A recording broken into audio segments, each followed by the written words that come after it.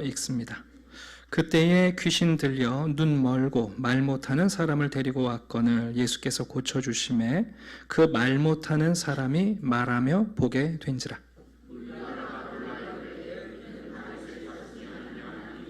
바리새인들은 듣고 이르되 이가 귀신의 왕 바알세불을 힘입지 않고는 귀신을 쫓아내지 못하느니라 하거늘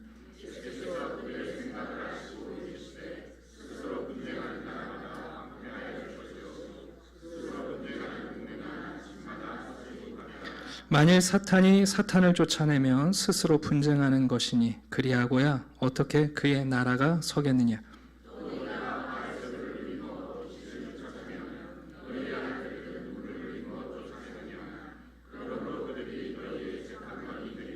그러나 내가 하나님의 성령을 힘입어 귀신을 쫓아내는 것이면 하나님의 나라가 이미 너희에게 임하였느니라.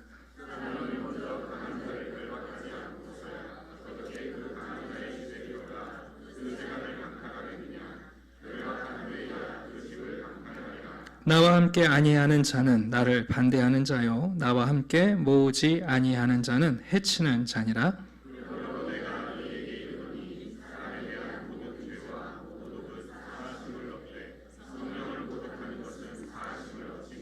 같이 읽겠습니다. 또 누구든지 말로 인자를 거역하면 사하심을 얻되 누구든지 말로 성령을 거역하면 이 세상과 오는 세상에서도 사하심을 얻지 못하리라.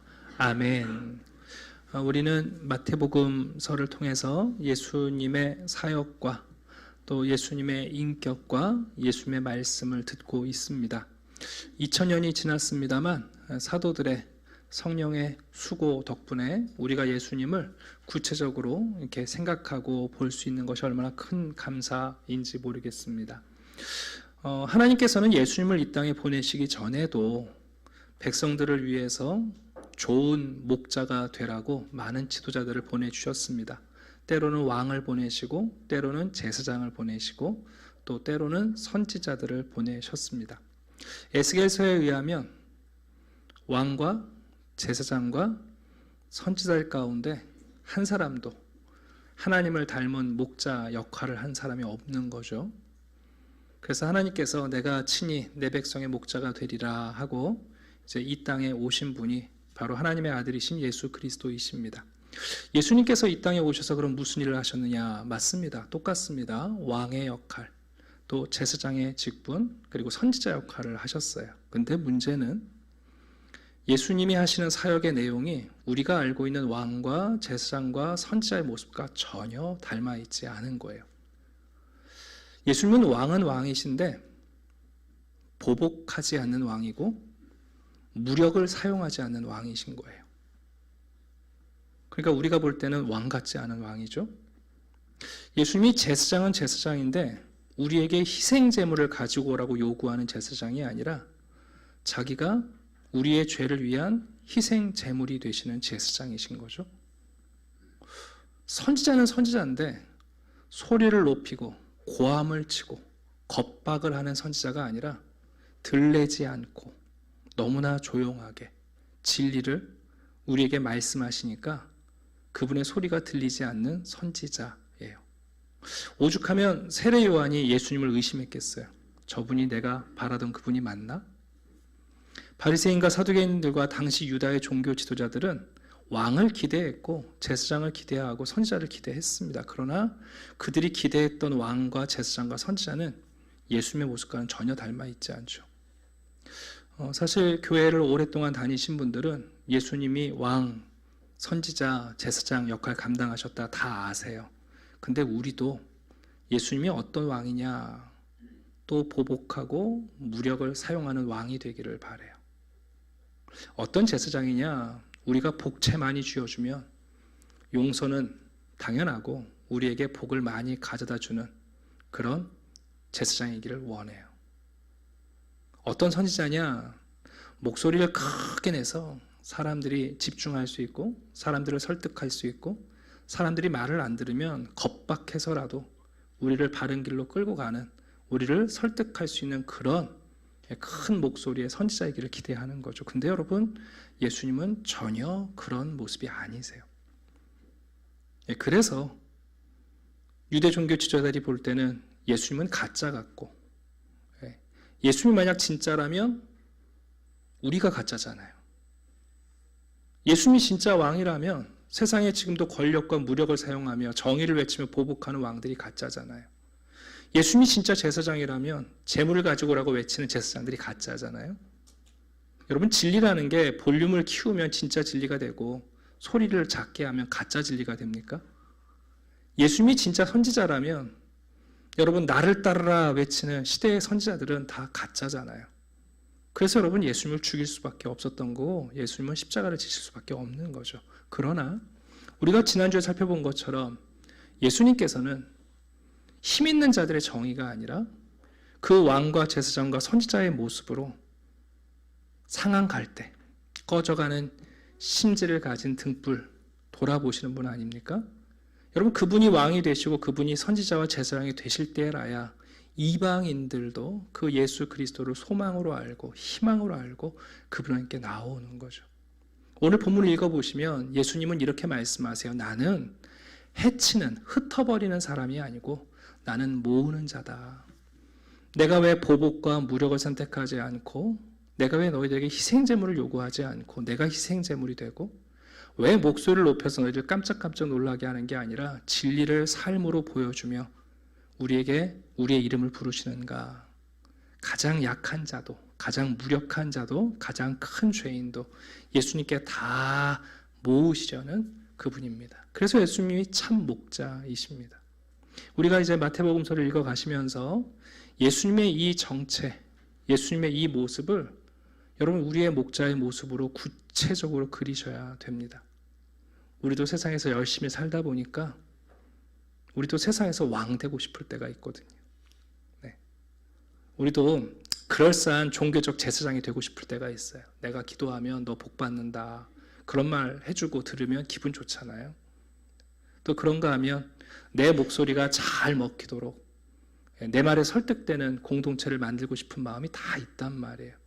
그러나 여러분, 우리의 목자이신 예수님은 그런 분이 아니라는 것, 우리가 그것을 기억하는 것만으로도 아마 오늘 이제 우리가 마태복음 중반쯤 넘어왔는데, 제가 이렇게 서론을 소개하는 이유는 오늘 본문 31절과 32절을 보시게 되면 많은 성도들이 걱정하시고 좀 두려워하시는 성령 모독, 성령 회방죄라는 내용이 나와요.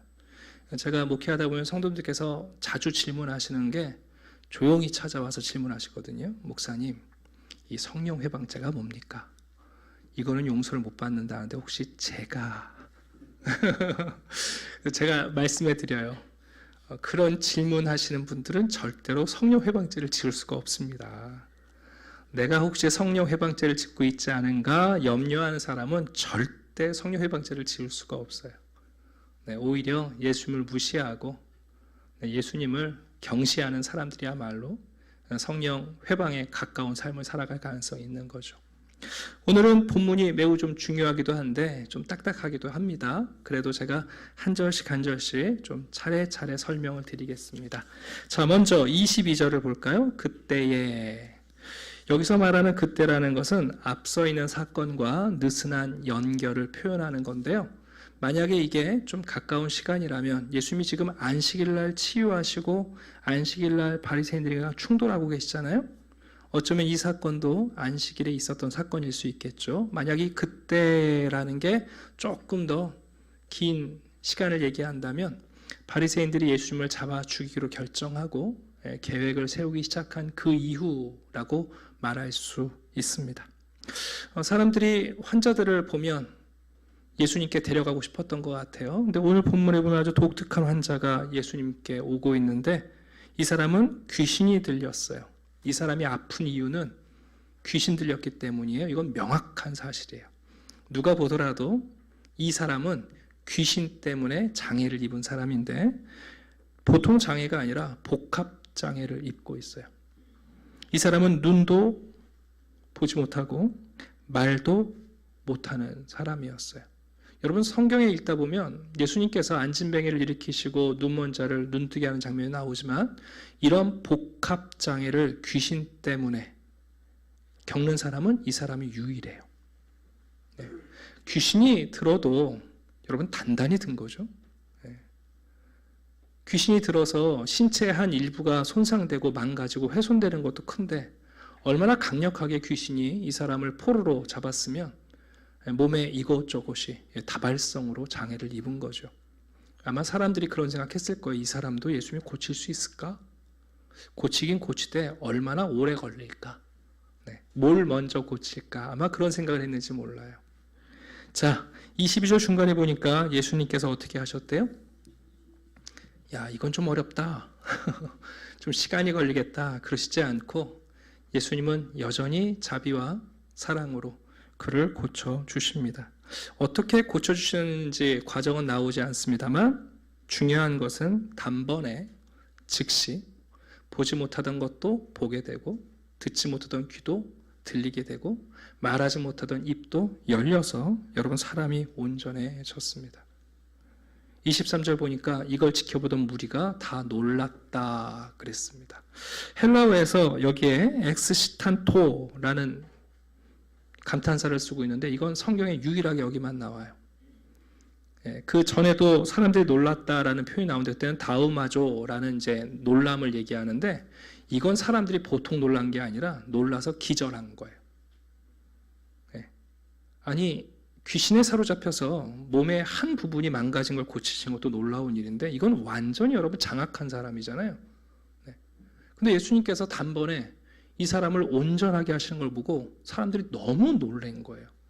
그래서 사람들이 여러분 자기도 모르게 뭐라고 표현하냐면 혹시 이 정도의 능력이라면 다윗의 자손 아닐까?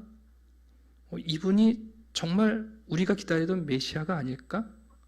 이 정도 능력이라면 하나님이 우리에게 주시는 메시아라고 해도 과언이 아니지 않나? 이런 표현들이 지금 사람들 입에서 쏟아져 나오기 시작한 거예요. 이 표현을 듣고 있던 바리새인들이 불안해졌겠죠. 여러분 교만한 사람들의 특징이 뭐냐 하면 묻지도 않았는데 대답한다는 거예요. 아세요? 교만하신 분들 특징이 뭐냐면 묻지도 않았는데 자기가 답을 꼭 말해줘야 될 것처럼 생각하는 거잖아요. 물론 친절한 분들도 있어요. 길 가다가 여기 뭐가 어디 있지? 그럼 아주머니들이 알려주시는 친절함 말고 그런 거 말고 어떤 얘기를 하는데 자기들이 답정남, 내가 답을 해줘야 되고 내가 해석을 해줘야 되고 내가 가르쳐준다고 생각하는 사람들, 그런 사람들이 여러분 바리새인들이에요. 바리새인들은 자기들을 백성의 목자라고 자처했거든요. 자기들이 백성들을 하나님께로 인도하는 목자라고 자처했던 사람들이에요. 그런데 여러분 군중들이 예수님을 다윗의 자손이 아닐까 이분이? 라고 백성들의 마음속에 저 사람 뒤에 하나님이 계시다라는 생각을 하는 것을 불안해하면서 이렇게 해석합니다. 바리새인들이 듣고 이르되 야 그게 아니라 귀신의 왕 바알세붑을 힘입지 않고는 이런 귀신이 말을 들을 수는 없다. 저 사람 뒤에는 하나님이 아니라 사실은 귀신의 왕인 사탄이 있는 거다. 예수라는 분은 사탄과 동업자지 하나님이랑 동업자가 아니다. 프레임을 만들어서 예수님을 가둬두려는 거죠.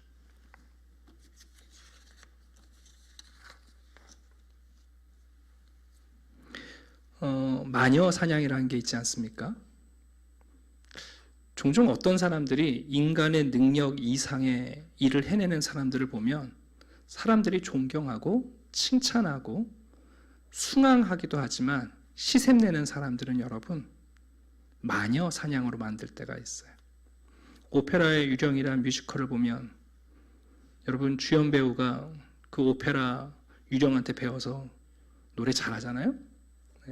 파우스트라는 소설을 보면 여러분 그 파우스트 박사가 메피스토펠레스라는 사단에게 지혜를 얻지 않습니까? 보통 우리가 무슨 얘기하냐면 누군가가 탁월한 일을 하게 되면 저거 영혼 팔았을 거야 그런 생각한다고요. 우리 젊은이들은 그걸 좀 현대식 버전으로 이렇게 얘기해요. 뭐 대기업에서 놀라운 IT 제품 만들어내면 외계인 고문해서 저런 거 만들었다 그런 얘기 하잖아요. 현대식 버전인데 옛날식 버전은 그런 거죠. 누가 어떤 일을 하면 저거 마술인데 보통 마술이 아니라 흑마술이다. 저거는 사단이한테 배운 거다. 그래서 여러분 그 사람의 탁월한 능력과 그 사람의 실력을 폄하시키고 마녀 사냥으로 만드는 거죠. 그게 여러분 바리새인들이 하고 있는 일입니다. 이 바알세불이라는 말은 이제 세 가지 의미가 있어요. 원래는 여러분 바알세불은 블레셋 사람들이 섬기던 신인데 블레셋 사람들은 점을 칠 때 파리를 날려가지고 파리가 어디 앉는가를 보고 점을 쳤어요. 파리가 깨끗한 데 앉아요? 더러운 데 앉아요? 더러운 데 앉아요. 그래서 이제 파리의 왕이라는 표현은 오물 덩어리를 얘기하는 표현이고, 근데 공교롭게 이 말이 히브리 말로 베알세불이라는 이 두 단어를 합치면 거처의 주인 이런 표현이 돼요. 그래서 이 바알세불은 블레셋의 파리의 왕을 얘기하는 것도 되고 더러운 장소를 표현하는 것이죠. 히브리 말로는 또 어떤 지역을 장악하는 주인을 말하는 세 가지 의미가 있는데 이것이 이제 사탄을 표현하는 별명이 된 거예요. 그래서 보통 사탄이라는 표현을 쓰지 않고 사탄을 저급하게 표현할 때 바알세불이라고 합니다. 그러니까 이제 바리새인들이 얘기한 거죠. 저거 사탄, 그것도 더러운 사탄이랑 동업하면 저런 일을 할 수 있다 하고 예수님을 폄하합니다. 자, 예수님께서 그들의 말을 듣고 그들의 생각을 아셨어요. 왜 여러분 군중들은 예수님의 능력을 보고 야, 이분이 메시아가 아닐까? 하고 적어도 생각을 재고해보고 고민해 보려고 하고 예수님을 새롭게 보려고 하는데 바리새인들이 여러분 이런 지하에 경계선을 그어버리는 거 아니에요? 왜 그런 생각을, 왜 그런 말을 하는지 그들의 생각을 아셨어요. 예수님께서 이렇게 말씀하십니다. 스스로 분쟁하는 나라, 스스로 분쟁하는 도시, 그리고 스스로 분쟁하는 집, 가정은 결코 서 있을 수 없다. 이게 참 중요한 메시지인 것 같습니다. 제가 그 선거 기간이라 교회가 지켜야 할 선거법 이렇게 붙여놨는데 이거는 뭐 어느 정당 지지하려는 게 아니라 여러분 스스로 분쟁하는 나라는 결코 오래 설 수 없습니다. 여러분 도시 안에 갈등이 있을 때 외적이 아니라 도시 안에서 윤리와 도덕이 무너지면 그 도시 무너집니다. 여러분 한 가정 안에서 아내와 남편이 다투면 갈라서는 것밖에 더 있습니까? 스스로 분쟁하는 공동체가 어떻게 설 수 있겠습니까? 예수님께서 말씀하시는 거예요. 여러분 로마라는 나라가 전쟁을 무서워하지 않는 나라예요. 그런데 로마 역사를 보면 로마는 항상 내전으로 힘들었어요. 외적이 힘든 게 아니라 여러분 내전으로 힘들었거든요. 그러니까 예수님께서도 말씀하신 거죠. 야, 사단이 자기 나라에 손해보는 일, 자기가 장악한 저 불쌍한 영혼을 왜 함부로 놓아주겠느냐, 아무런 이유도 없이. 26절입니다. 사단이 사탄을 쫓아내면 스스로 분쟁하는 것인데 무슨 사탄이 분열증에 걸렸느냐, 그리하고야 어떻게 그의 나라가 서겠느냐. 사탄이 자기 나라를 무너뜨리려고 예수님과 동업하겠냐, 그 뜻이죠. 그러시면서 예수님은 또 하나 반문하십니다. 내가 바알세불을 힘입어 귀신을 쫓아내면 너희의 아들들은 누구를 힘입어 귀신을 쫓아내는 거냐. 이건 배경을 좀 설명해 드려야 되는데 주 1세기에는 매우 혼란스러운 시대였어요. 여러분 한 시대와 사회가 혼란스러우면 미신과 사이비 종교가 많이 생깁니다. 네. 사회가 안정되고 사회의 정신이 여러분 구축되어 있으면 사입이나 이단이나 무속신앙이 여러분 자리 잡지 못하는데요. 그 한 사회가 매우 불안하면 온갖 사이비들이 등장해요. 주 1세기에 어떤 것이 인기를 끌었냐면 예수님뿐만 아니라 바리새인들에게 속한 유대인 지도자들 가운데 많은 축사 사역이 있었어요. 특별히 바리새인들이 자기들의 아들이라고 말하는 공인한 축사하는 사람들이 있었단 말이에요. 근데 이게 수입이 짭짤했거든요. 꽤 괜찮은 수입을 거두는 업종이었어요. 그래서 바리새인들은 귀신을 쫓아내는 사람들을 일종의 라이센스를 준 거예요. 그들을 누구라고 불렸냐면 자기들의 아들이다. 이 사람들은 율법적이고 성경적으로 귀신을 쫓아내는 사람이다. 그래서 그들의 표현이 바로 너희의 아들들이라는 표현이에요. 너희들 가운데도 귀신을 쫓아내는 사람들이 있는데 그러면 나에게 그렇게 표현했으면 그럼 너희들이 공인하는 그 축사하는 사람들도 사단과 동업해서 귀신을 쫓아내는 거냐? 그럼 그들이 이 사건을 아마 재판하게 될 거다. 공정하게 한번 생각해 봐라 하고 방문을 하십니다.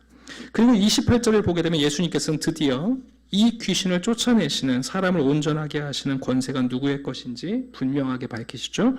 하나님의 성령을 힘입어 귀신을 쫓아내는 것이면 하나님의 나라가 이미 너희에게 와 있는 것이다. 한번 잘 생각해 봐라. 예수님께서 이 땅에 오셔서 세례를 받으실 때 하늘이 열리고 성령이 비둘기 같은 모습으로 예수님에게 임재하셨습니다. 여러분, 그 순간부터 하나님의 거룩한 성령은 예수님 안에 머무십니다. 예루살렘 성전에 성령이 계시지 않습니다. 율법주의자들 안에서 거룩한 영이 역사하고 있지 않고 예수님이 세례를 받으시고 성령이 예수님에게 임재하시는 순간부터 예수님 안에 성령이 거하십니다. 그걸 표현할 때 성령이 기름 붓듯 하셨다는 표현입니다. 에스겔서는 우리에게 종말을 얘기할 때에 하나님이 새로운 성전을 주실 터인데 그 성전에서부터 물이 솟아나와서 만국을 적신다는 이야기를 했습니다. 무슨 얘기입니까?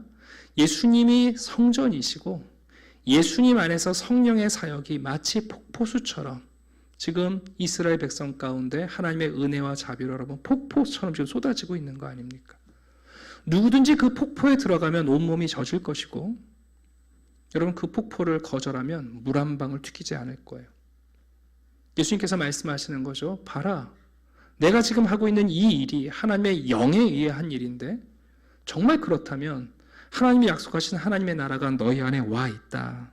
너희들이 이것을 봐야 하지 않겠느냐 하고 말씀하는 겁니다. 예수님은 더불어서 집안 비유를 하나 드십니다. 여러분, 도둑이 어떤 집안에 들어가서 물건을 훔치려면 주인을 묶어놔야 되지 않겠습니까? 그 집 주인을 결박하고 나서야 자유롭게 강탈해 갈 수 있잖아요. 예수님이 말씀하시는 거죠. 왜 귀신들이 나의 말에 순종하는지 아느냐? 바로 귀신들의 왕인 사단이 예수님에 의해서 이미 결박당했다는 거예요. 이제 많은 분들이 좀 오해하시는데 여러분, 사단은 예수님이 십자가에서 죽으시고 부활하신 다음에 패배한 것이 아니라 예수님이 이미 이 땅에 오시는 순간 여러분 사단은 패배합니다. 예수님께서 사단이 머무는 광야에 가셔서 사단이 원하는 방식으로 시험에 빠지셨습니다. 시험에 드셨지만 예수님은 시험에 넘어지지 않으셨죠. 여러분, 그 순간부터 이미 사단은 손목 발목이 묶인 겁니다.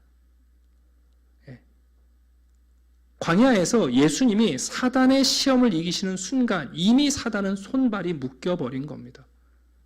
그리고 유일하게 남아있는 것은 뭐냐면 죄의 결과인 마지막 무기인 사망이라는 것, 그거 하나 남아있는 거고, 그건 예수님이 십자가에서 죽으심과 부활하심으로 사단의 무기를 완전히 제거하신 거죠. 솔직히 말하면 2000년 전의 사단의 영향력과 지금 우리 시대의 사단의 영향력은 비교할 수 없을 만큼 약합니다, 여러분. 예수님이 지금 말씀하시는 거예요. 내가 이미 사단의 나라에 그 사단을 묶어 놓았기 때문에 사단에게 매인 사람들을 자유롭게 지금 풀어내고 있는 것인 거예요. 귀신에 들려서 말 못하는 사람, 여러분 말하게 하시고, 귀신에게 매어 보지 못하는 사람 보게 하시는 일, 그게 바로 사단이 묶여 있는 거라고 말씀하십니다. 왜 그렇게 하고 계십니까? 예수님이 목자이기 때문입니다. 여러분, 목자가 하는 일이 뭡니까? 목자는 자기 양을 모으는 일을 하시지 흩어버리는 일을 하지 않으십니다. 초두에 말씀드린 것처럼 예수님은 왕과 제사장과 선지자이시지만 그러나 그 모든 세 가지 역할은 자기 백성을 모으시는 목자입니다. 그 예수님께서 말씀하시는 거예요.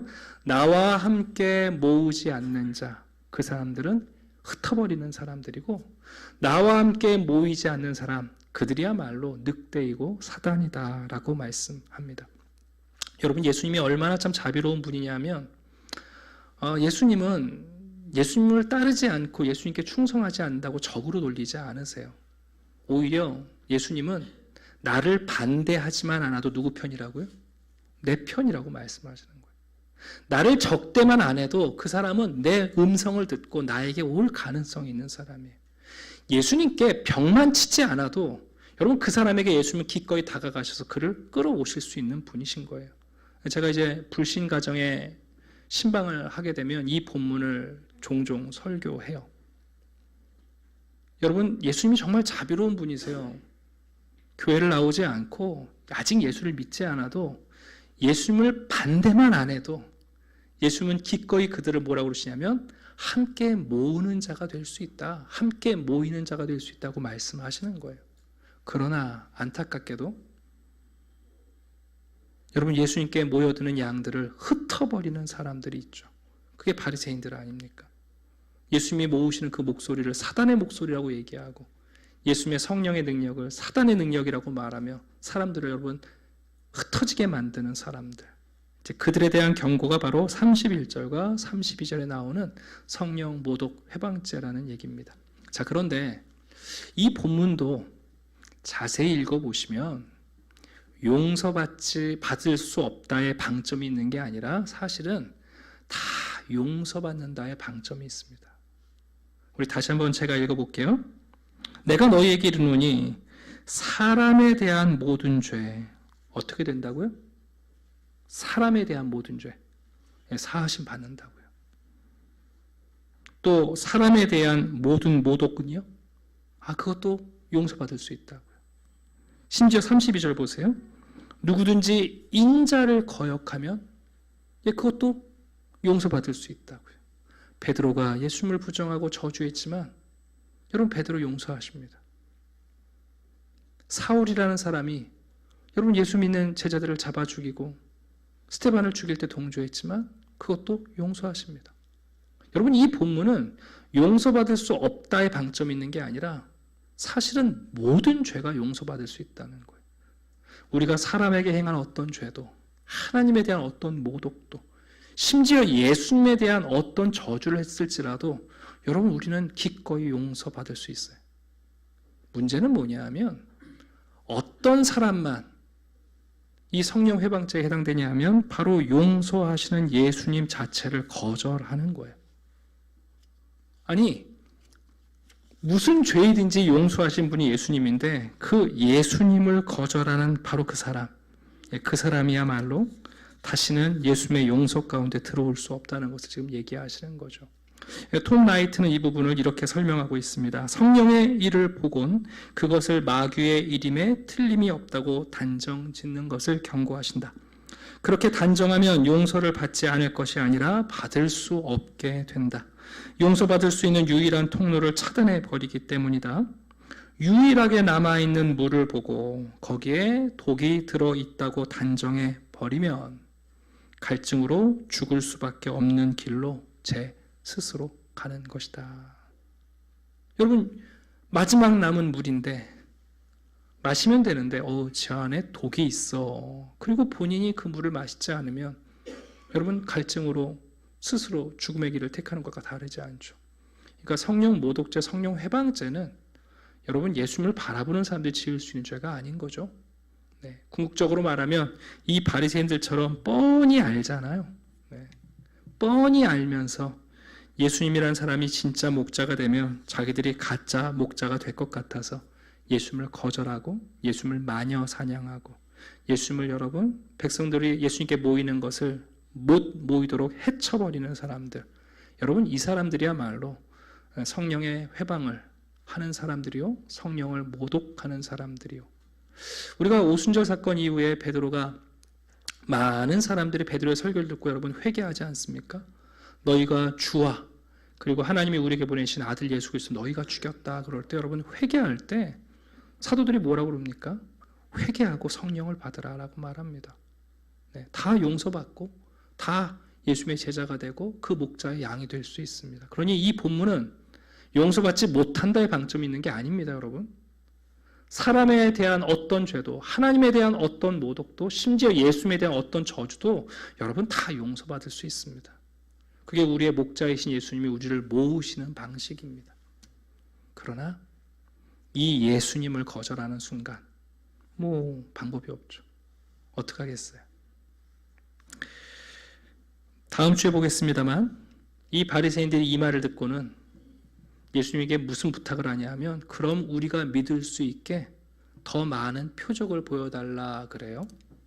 네가 정말 성령의 역사로 그런 일을 하는 거면 더 많은 기적과 표적을 보여줘봐라 얘기합니다. 그때 예수님이 거절하시면서 이런 얘기를 하시죠. 요나의 표적밖에는 너희에게 보여줄 게 없다. 여러분, 요나의 표적이 뭐죠? 요나의 표적이 뭡니까? 물고기 뱃속에 들어갔다가 3일 만에 다시 나온 거예요? 여러분, 그게 요나의 표적인가요? 여러분, 니느웨 사람들이 회개하고 용서를 받은 것은 요나가 물고기 뱃속에 들어왔다 나왔기 때문이 아닙니다. 니느웨 사람들이 회개하고 용서를 받은 것은 요나가 설교하고 하나님의 말씀을 전했고 그 말씀에 반응했기 때문이지 요나가 물고기 뱃속에 들어왔다 나왔기 때문이 아닙니다. 이게 무슨 얘기일까요, 여러분? 완악한 심령이 표적을 구하는 것은 믿기 위해서가 아니라 믿지 않을 구실을 삼기 위해서입니다. 예수님 무슨 말씀하시는 거예요? 우리가 예수님의 부활을 믿으면 예수님의 말씀을 믿게 되는 게 아니에요. 거꾸로예요. 예수님의 말씀을 믿게 될 때 여러분, 예수님의 부활이 우리에게 믿음으로 다가옵니다. 제자들은 예수님이 죽으신 것 받고 빈 무덤 받습니다, 여러분. 심지어 자신과 함께 걸어가고 있는 예수님을 못 알아보잖아요. 예수님이 말씀을 들려주셨을 때, 여러분, 그 말씀을 믿게 되었을 때 부활하신 주를 발견하는 겁니다. 그게 요나의 표적입니다. 니느웨 백성들이 요나가 나 물고기 뱃속에 들어갔다가 나왔어요. 여러분, 이 표적 보고 믿은 게 아닙니다. 하나님의 말씀을 설교하고 그 말씀을 믿게 되었을 때 니느웨 성이 여러분 생명을 얻고 용서를 받은 거 아닙니까? 예수님 무슨 말씀하시는 거예요? 니들이 표적을 구하는데 그건 역시도 나에게 오려고 하는 게 아니라 나를 거절할 구실을 찾으려고 표적을 구하는 거잖아요. 예수님이 말씀하시는 거예요. 내가 너희들에게 줄 것은 바로 신실한 하나님의 말씀밖에 없다라고 말씀하시는 겁니다. 왜 교회가 하나님의 말씀에 생명을 거는가? 여러분, 그 말씀이 우리에게 주시는 예수 그리스도가 우리의 목자라는 표적입니다. 말씀을 마치려고 합니다. 여러분이 지금까지 믿고 따랐던 목자는 어떤 왕이시며 어떤 제사장이며 어떤 선지자이셨습니까? 여러분들은 예수님이 여러분에게 어떤 왕이 되기를 원하며 어떤 제사장이 되기를 원하며 어떤 선지자가 되기를 원하십니까? 다시 말씀드립니다. 예수님은 보복하지 않고 무력을 사용하시지 않는 왕입니다. 다음 주 종려주일날 우리는 예수님이 백마를 타고 망토를 두르시고 예루살렘에 들어가시는 게 아니라 어린 나귀 새끼를 타고 고요하게 들어가시는 모습을 발견할 겁니다. 그분은 우리가 기대하는 왕이 아닙니다. 여러분, 예수님은 우리가 많은 재물을 갖다 바치고 복제 갖다 바치면 우리를 빨리 용서하시고 빨리 회복하시고 남들보다 더 많은 축복을 가져다 주는 그런 기복주의적 제사장이 아니신 겁니다. 우리가 무슨 죄를 지었을지라도 우리를 위하여 자기를 희생제물로 드리시며 누구라도 예수님께 올 수 있도록 자기를 내어주시는 제사장입니다. 여러분, 예수님이 선지자이신 것은 목소리가 크기 때문이 아닌 거예요. 예수님은 들내지 않으십니다. 소리치지 않으십니다. 고함치지 않으십니다. 오늘날 교회가 자꾸만 목소리를 키우려고 애를 쓰는데 여러분, 그런 방식으로 세상 사람들을 모을 수 있지 않습니다. 교회가 우리는 이런 기적이 일어난다, 우리는 이런 이적을 베푼다. 여러분, 그거 세상 사람들의 교회를, 복음을 더 멀리하는 구실밖에 안 만들어집니다. 여러분, 목자이신 예수님께 사람들을 불러 모으는 능력은 바로 우리 주님의 말씀을 따라 우리가 그 말씀에 순종하며 부활하신 주님이 그 말씀 가운데 우리 가운데 실천되어지며 나타날 때 세상의 많은 이방인들이 예수의 이름에 소망을 품고 여러분 복음으로 나오는 겁니다. 우리는 이 복음에 동참하며 더 많은 사람들을 이 목자에게 모으도록 우리도 함께 모으는 사람들입니다. 사냥개가 되면 안 됩니다. 들개가 되면 안 됩니다. 우리도 예수님이 지금도 멀리 있는 사람들, 가까이 있는 사람들을 불러 모으신 그 목자의 음성에 우리가 사람들이 함께 모을 수 있도록 모으는 자들입니다. 우리도 모르는 사이에 해치는 자가 되고 흩는 자가 되고 사람들이 들어올 수 없도록 담을 쌓는 자가 된다면 여러분, 그건 정말 우리 목자가 원하시는 방식이 아닙니다. 오늘 우리의 목자가 어떤 왕이신가, 어떤 선지자인가, 어떤 제사장인가, 예수님 우리에게 부탁하십니다. 스스로 분쟁하는 가정 서지 못한다. 하나님의 나라는 그래서 예수 그리스도라는 한 분 안에 모이는 것이 결코 여러분 분쟁하는 나라가 아닙니다. 더군다나 여러분 우리의 신앙이 분열증을 앓으시면 안 됩니다. 빅터 해밀턴이라는 학자가 재미있는 표현을 쓰셨어요. 하나님의 나라와 사단의 나라 사이에는 스위스가 없다 그랬습니다. 무슨 말인지 이해하시죠? 사단의 나라와 하나님의 나라 사이에는 중립국이 없다.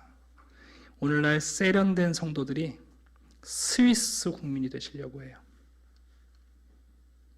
하나님의 나라와 사단의 나라엔 여러분 중립국이 없어요. 우리가 하나님과 함께 예수님의 목자의 음성 가운데 함께 모이는 자로 그 목자를 따라가시는 귀한 분들 되기를 주님의 이름으로 축원합니다. 기도하겠습니다.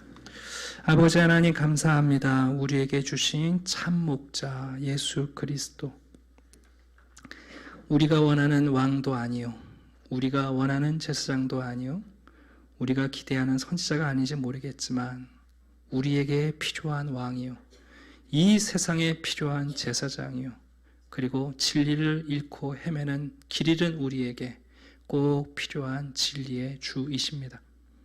예수님께서 양들을 불러 모으십니다. 성령의 역사 가운데 저희들을 불러주셨고 또한 우리를 통하여 그리스도 안에 한 가정으로 불러주시니 감사합니다. 해치는 자가 되지 않고 함께 모이는 자가 되게 하시며 주님의 잃어버린 양들을 모으는 자들이 되게 해 주시옵소서. 우리의 가정이, 우리의 교회가, 우리의 사회와 이 나라, 이 민족이 스스로 분쟁하지 않는 나라가 되도록 예수 그리스도 한 분을 섬기는 복된 성도들, 복된 시대를 준비하는 성도들이 되게 해 주시옵소서. 감사드리며 예수 그리스도의 이름으로 기도드립니다. 아멘.